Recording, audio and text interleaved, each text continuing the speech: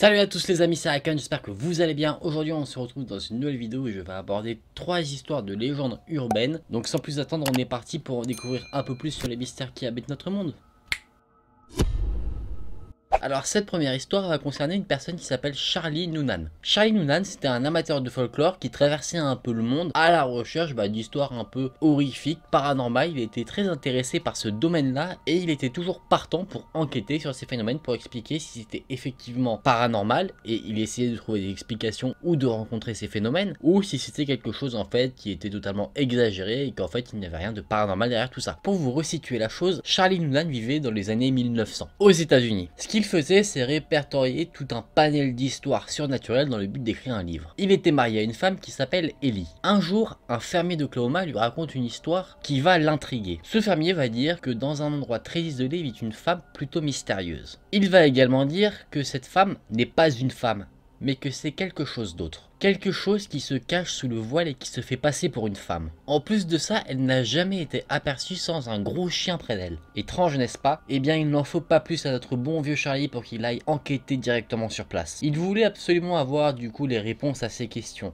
Néanmoins, depuis qu'il est parti, il n'a plus jamais été revu. Là, on pourrait se dire que Charlie a disparu à jamais, mais il va refaire parler de lui. Sa femme, Ellie, va être contactée par un prêteur sur gage qui a déjà entendu parler de la disparition de ce Charlie Noonan. En fait, un voyageur lui a vendu une caméra sur laquelle était gravé le nom de Charlie. En toute gentillesse, ce prêteur sur gage a rapporté la caméra à Ellie et vous allez voir qu'il y a une image qui a été enregistrée. Effectivement, Ellie a développé les images de la caméra pour espérer avoir des indices sur ce qu'il a pu arriver à Charlie. Elle n'a pas trouvé d'image forcément très intéressante qui pouvait lui donner la moindre indication, sauf une. Malheureusement, sur la photo, on ne peut pas estimer la localisation d'où elle a été prise, et elle ne sait pas non plus le nom du fermier qui a raconté l'histoire de l'étrange femme à Charlie pour éventuellement le questionner et savoir où Charlie se serait rendu. Vous avez envie de voir la photo, hein? La voici. Comme on peut le voir, il y a du coup une femme avec un voile, et quand on zoome sur la photo, on a l'impression que ce n'est pas forcément une femme,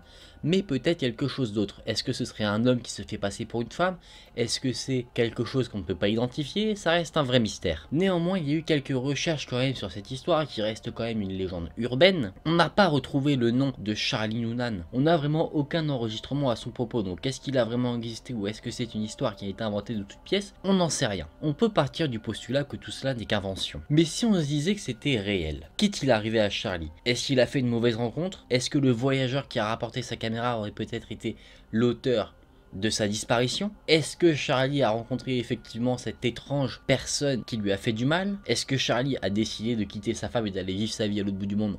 Peut-être. Libre à vous de vous en faire votre propre avis. N'hésitez pas à me le partager en commentaire. Ça m'intéresse de savoir ce que vous pensez de ça.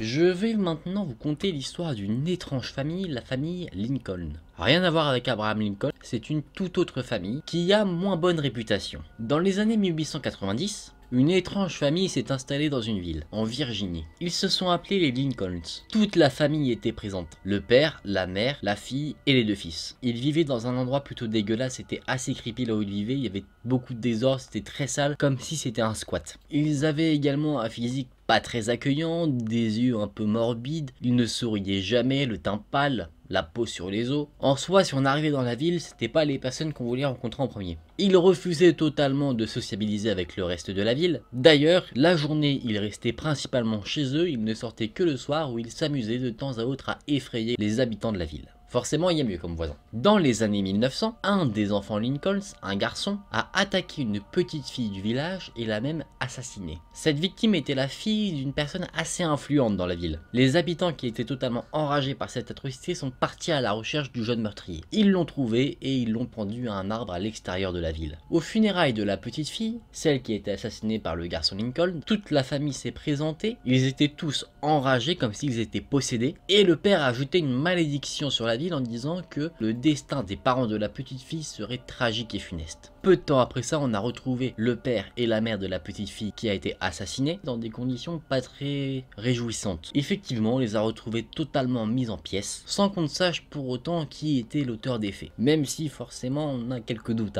Personne n'a compris ce qui s'était passé, mais bon, comme vous, comme moi, on suspecte les Lincolns directement. Mais des événements mystérieux se sont ensuite produits dans la ville. Effectivement, plusieurs habitants de la ville ont témoigné avoir vu le fantôme du petit garçon Lincoln qui a été pendu rôder autour et dans la ville. Les personnes qui l'ont aperçu sont ensuite devenues fous et se sont donné la mort. Ça donne pas très envie de vivre là-bas quand même. Les rumeurs disaient que le petit garçon n'était peut-être pas mort. Et ce qui va alimenter en plus de ça cette rumeur, c'est qu'un groupe de curieux, pour essayer de mettre un peu un terme à cette histoire loufoque, sont allés sur la tombe de ce petit garçon et ils ont remarqué des traces de pas allant de la tombe vers la ville, comme si quelqu'un était sorti directement du lieu où était enterré le cadavre du jeune homme. En plus de ça, la terre était un peu retournée à l'emplacement de la tombe, donc est-ce que quelqu'un l'avait déterré? Est-ce que le cadavre a réussi à sortir de lui-même? C'est un mystère. Et personnellement, je n'ai pas envie d'aller enquêter là-dessus. Le lendemain de cette visite au cimetière, l'ensemble de la famille Lincoln qui restait là est parti de la ville et personne ne sait ce qu'ils sont devenus après ça. Nous n'avons aucune donnée de leur présence dans quelconque autre ville, comme s'ils avaient totalement disparu de la surface de la planète. À partir du moment où ils ont quitté la ville, de nombreux désastres se sont produits dans la ville, que ce soit des désastres naturels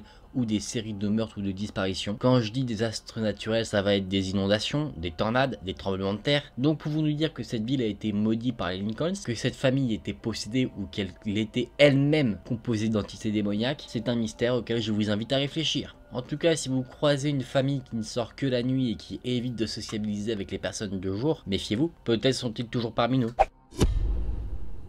Enfin, je termine avec une dernière petite légende urbaine. Alors, c'est pas une histoire paranormale ou quoi que ce soit, c'est juste une histoire qui, moi, m'a fait des frissons quand je l'ai lue, parce que j'ai trouvé ça super glauque. Dans cette légende, on apprend l'histoire d'une femme qui adore les reptiles. Déjà, forcément, quand on te dit ça, tu te dis, ça va mal tourner à un moment donné. Cette personne a acheté un serpent, en guise d'animal de compagnie. Il y en a, ils prennent des chats, des chiens, des poissons, elle prend un serpent. C'est possible. Moi personnellement je le ferai pas parce que ça fait peur. Ça me fait peur. Déjà aller dans un pays étranger, mettre le serpent autour du cou, c'est pas le truc qui me vend du rêve, c'est pas mon objectif premier dans la vie personnellement. Elle vivait seule dans une petite maison avec son fils et le serpent, elle l'avait mis dans une sorte de grande boîte dans la pièce à vivre. Ce serpent avait l'habitude de s'enfuir de sa boîte assez régulièrement. À partir de là, faut être vigilant quand même. Après un petit moment d'ailleurs, elle se dit que peut-être que le serpent s'enfuit de sa boîte parce qu'il n'y est pas à l'aise. Parce que ce serpent est quand même super grand, plutôt large, et elle se sent un peu coupable de se dire pourquoi je l'enferme là-dedans, c'est pas forcément agréable, il va se sentir mal. Du coup, ce qu'elle fait, c'est que régulièrement, elle le sort de la boîte et le laisse naviguer tranquillement à sa guise dans la maison. Son fils, il adorait le serpent, il adorait jouer avec, du coup, régulièrement, il prenait, il l'emmenait dans le jardin pour jouer avec. Voilà,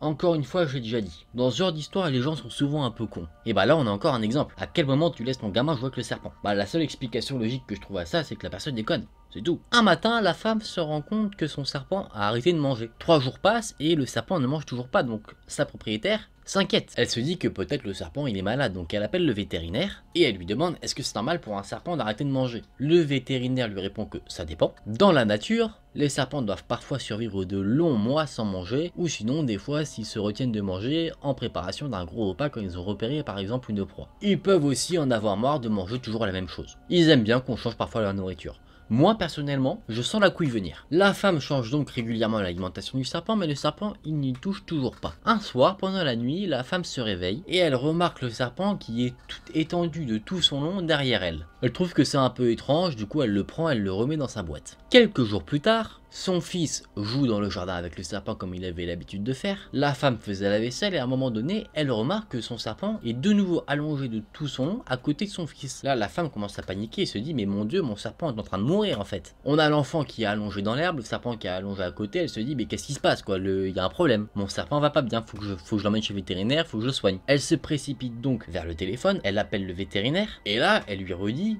mon serpent ne mange toujours rien. Le vétérinaire lui dit je ne pense pas qu'il y ait de quoi s'inquiéter. Gardez un œil sur lui et si à la fin du mois il n'a toujours rien mangé, amenez-le au cabinet, on va examiner ça. Là, la femme se rappelle ce qui s'est passé la nuit, elle lui dit qu'une nuit elle s'est réveillée et qu'elle a vu le serpent derrière elle qui était totalement rigide, totalement droit et que ça l'avait inquiété, elle se demandait ce qui se passait.